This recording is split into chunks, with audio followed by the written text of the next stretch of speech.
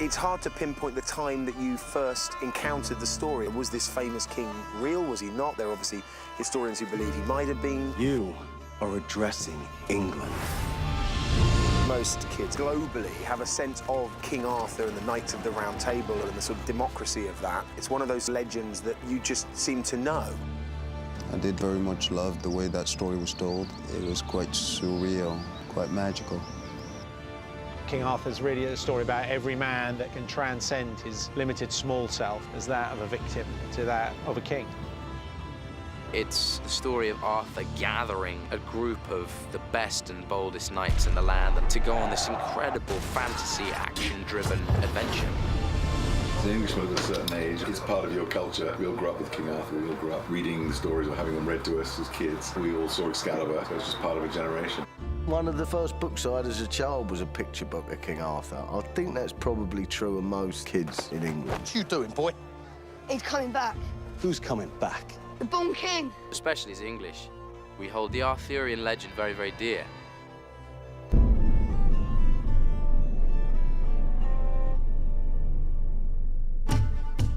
The Arthurian legend has been bent to many different people's will over the years, you know, before filmmakers even, writers and towns and villages up and down the country that claim to have a little bit of it. It is this amorphous and ever kind of evolving myth of a great king. What I find so interesting about it is there's no particular one that's correct. For a storyteller or for a director, for actors, it's like you can get away with your own interpretation. The whole process becomes quite interesting because if you have a nugget of information, you can add something. You know, there's many versions of the King Arthur story traditionally told, but none of them have been told through the lens of Guy. We're fans of the fairy tales that we were read as kids, stories of dragons, stories of magic swords, stories of wizards and witches, the excitement and the action and battles.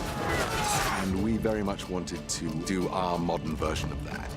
Guy has a great love for the class structure, for folklore. It's that kind of curiosity that fuels and links, in a way, his early work to this.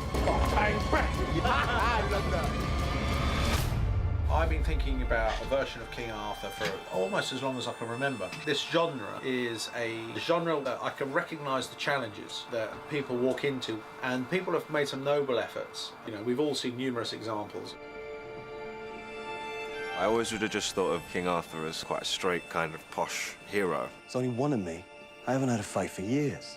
And the King Arthur that Charlie and Guy are doing is the opposite to that. Guy and I both were eager to avoid this sort of noble soul looking for a cause.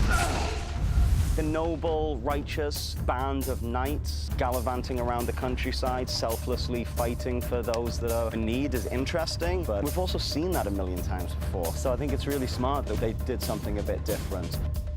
3 or 4 years ago, I was beavering away on the Arthurian legend, and then this one came along, and it had 300-foot elephants in it, and it was conspicuous about the fantasy element, and that's what changed everything.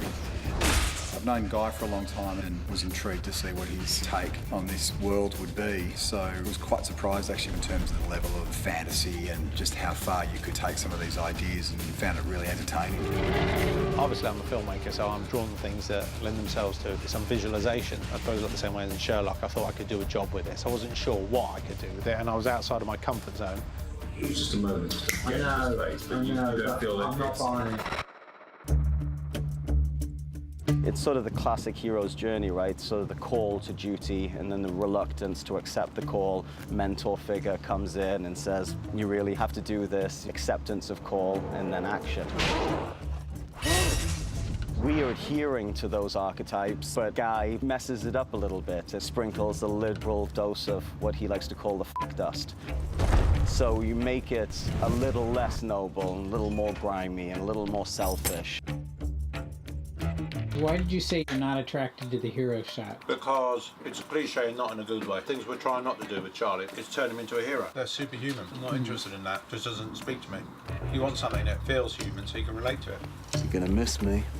We want to try and avoid any sense of nobility, the idea that people are really just doing it for the greater good. That does become very boring and very earnest and not fully human. There are always ulterior motives, selfish motives, not just about the greater good. My hero might get to that point in some way or another, but it's not really about that.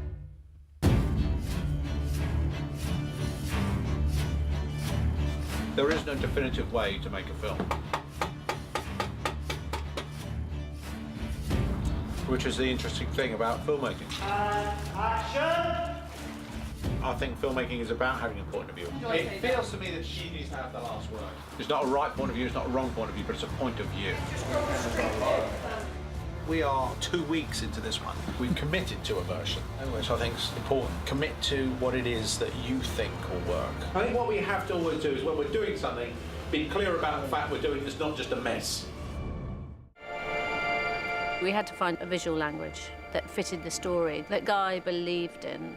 I've got to feel confident Yeah, no, I know. that look I know. will work. Yeah. We're not going to get away with that. I did some pretty bold strokes to start with, I have to say, but they were a bit too far. We lose contemporary boots. We have to lose everything that's contemporary. Okay. And I would just, for the sake of things, start doing some more traditional stuff. You know? Guy likes to have input. I mean, I think it's going to have to be an amalgam of later centuries combined with something else. He has a particular way of looking at men. You sort of want a bit of that attitude, though, don't you? Vortigern has taken the vestiges of the Roman. I want this kind of reptilian insect-like articulation. That sounds like you're in the business. It's probably to do with his personal style, but definitely his view of the world and masculinity and how men dress. We'll keep the white coat and the more civilian look underneath when he goes in. I love the white coat. It's his signature, isn't it? Yeah, I like it. Is there an excuse for him having some more like that on when Arthur comes to see him right at the very end? But that means he'd be in that kind of gear when he's killing Catian, which might be a bit much. It's more that one, isn't it? I like that look. That look for that white robe is rather cool. I might have to get myself one of those. I mean, I can't do this without Max, the first AD. Max, he and I have a shorthand with one another. It makes my life 100 times easier. So you'd have to have this off, the helmet off. Yeah. For that to operate.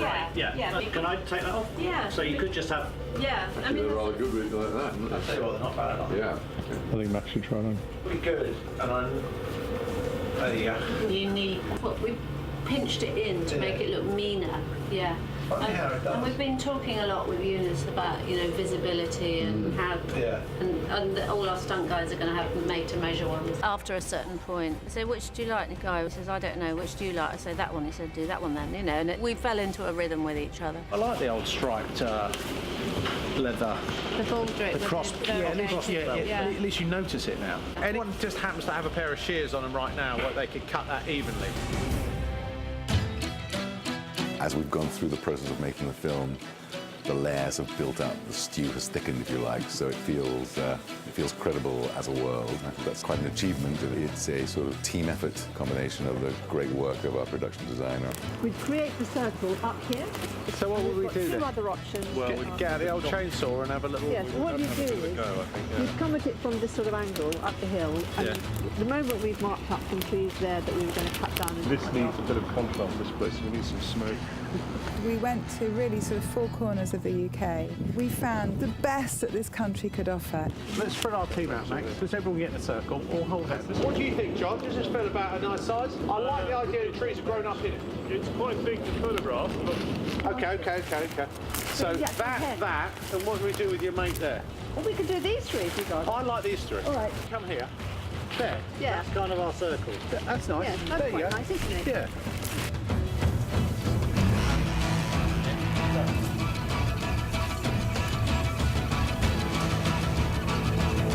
We're filming, bizarrely, in King Arthur's cave. So the Arthurian legend continues. No, let's have a quick look at the cave. How stable is it? It's called King Arthur's Cave, by the way. You're kidding? No, it's called King Arthur's Cave. But why is it famous? No, just because this kind of cave setup is fairly unusual. This is 10,000-year-old excavation. I'm not. So actually, what we're standing on. Real people. Real people. I quite fancy a version of it being obscured. Like an ivy curtain. It's like an ivy curtain. You'd have a guy tucked up there, and a guy tucked up there who keep an eye on people coming and going. I think maybe they have a rope so they can just run it back and then let it drop down again. Yeah. Who's throwing the mob are up here? You put your archers in a line across the ridge line. I don't think Guy has ever seen the view of the burial grounds until the day we shot it, because it had been covered in fog and mist. That's the idea. Right. It's all clear now. But you're going to have some idea of perspective. Yeah, this I get. Yeah.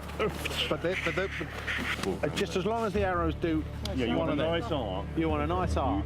Can anyone think of a more clever way of lighting these up? No, I think that's the elegant way. This feels a bit aggressive. I know that. More elegant. I know, but do we light arrows? Only because I've seen a lot of arrows lighting a lot of fires. Well, you can just have men out there with torch-airs if you want. Not very dramatic though. No. Some sort of cannon, fireball. Special effects. Just roast the whole valley. A helicopter gunship dropping on the valley. Well, arrows it is then. If you can cheat the perspective, we just need to be able to feel that it has been a right old whack. I quite fancy having your bowman up there. It's quite nice having sort of 30 bowmen up on the top. So here's your geezers here. You're looking at. You could have a captain standing behind who's the signalling, yeah. and then your bowmen fire, and then you can do that. Yeah. And that way you could bring them closer if you wanted to fire. Yeah, I quite like that. Ready! And loose, but don't really loose.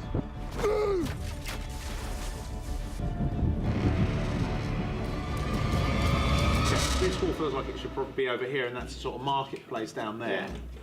You know, so the wall to the... Yeah. Because then I'm imagining if the wall's there, the arrow that is probably going to hit some geezer over here. It is certainly true that the process of making films with this particular team poses challenges to people like me every day. That's one of the reasons I like to do it, to be honest. Like, you're going in the right direction there, but I would make that a bit more interesting somehow, give it some shape and a raised platform at the back. Yeah. And maybe maybe it needs to be twice the size. A boat that you want, of the size you want, which we can put on a lock, which is very big, which we probably can't make in Croatia, would have to make over here, which would take the 15,000 up to 15,000. I mean, a lot of money. Or we build it as a set, either there or in the stage or wherever, and we construct the CG elements for the wide shot. I'll talk to Nick after this as well, and we'll talk about whether we want to do it green screen. Do you know what? It can just afford to be a more fun boat. I've got to say, you're not far off it on this one, then, the size that I'm after. But that's what I mean about looking at the budget as a whole, because you could make something like that and actually could be significant savings elsewhere, which we hadn't even. 3, 2, 1.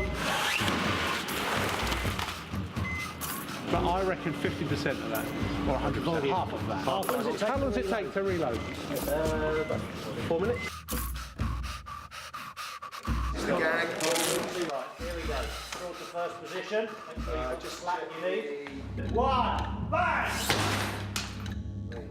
Yeah, the white snap. Lovely, cut it. Bang! Bang! You got one little spot. Do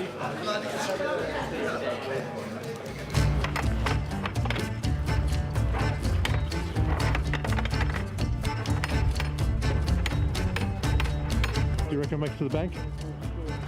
I'm going to be optimistic. I'm going to say it's going to hit the bank. Alright, so you just give it a good yank whenever you want. How good a yank? Just to release this bar here. Alright, this is fun. Set on the nose. That's right. Oh, but you can really turn into an absolute monster. Oh yeah, I mean, we might be able to hit the road. Guy, to me, always seems to be a director who wants to root it all in some kind of sense. What Guy has done is said, no, 85% of this film is about character and storytelling, and then we're going to just sprinkle some magic on top. The alibi for having this magical is pretty consistent and authentic to the Arthurian legend. That's more like it. It's going in all directions, isn't it? Well, that's sort of the speed of that. The speed of that made it look sexy time. In real time, no sexy. Or did you put more puff in there? No, that is speeded up. So yeah, you're right. On real time, it doesn't look as good. You stick more. See, look at that. That looks quite sexy. Because you've got those like lines coming out of it. Yeah. What sort of colour is it? Oh, that's quite good, isn't it? Slow-mo. It's definitely in slow-mo. Is it that kind of colour? For danger. Red for danger. No, I'm only saying it because they use yellow in. All right, how many? I quite like black for some reason. What's this for? The alarm, when the alarm goes off in London, they fire these fireworks. They go. It's really. So this is the latest on. This is the first one. This is Meeting the Sirens.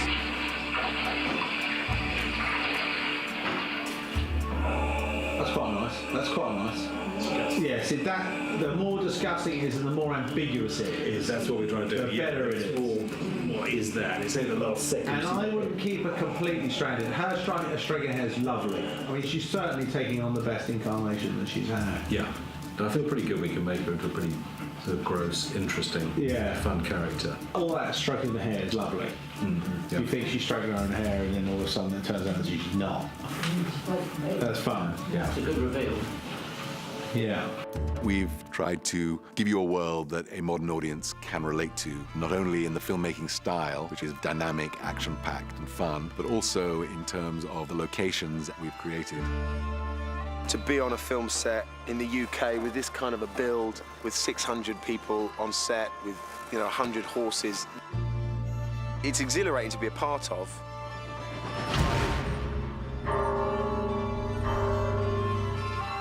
All areas of the crew, I've been so overwhelmed by their talent and their passion.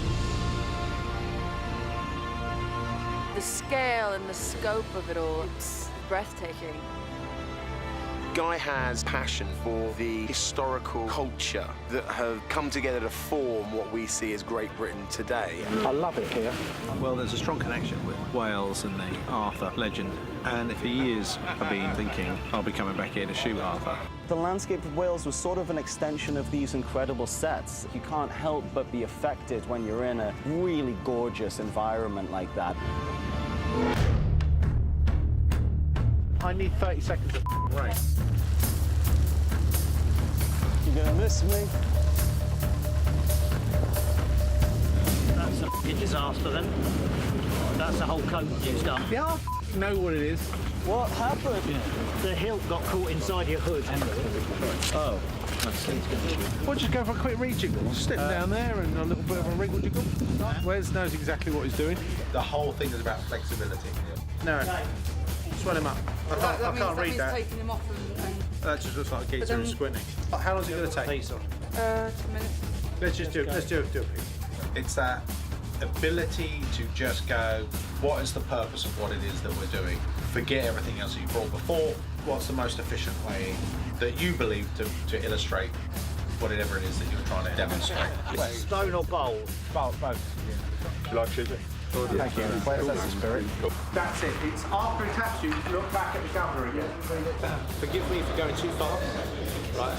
Who were you that blessed me? Then you're slowly walking me out. I think it's one of those. By the time I finish with you, you'll have all your geezer points back. I think it might get a bit fun today. Let's send the little man up. I'm sorry. Why?